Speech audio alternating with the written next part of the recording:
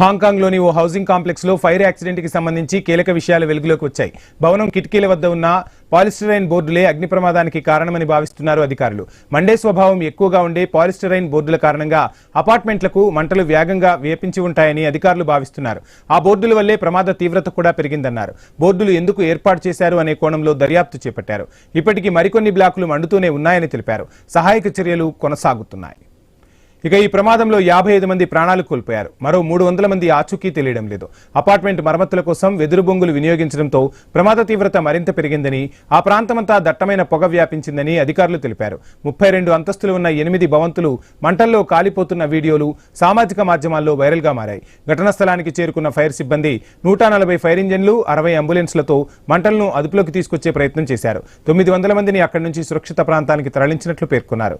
ఆ భవన సముదాయంలో 2000 ఇళ్లు ఉండగా 4800 మంది నివసిస్తున్నారని అధికారులు తెలిపారు. శిథిలాల కింద మరికొంతమంది చిక్కుకున్నారు.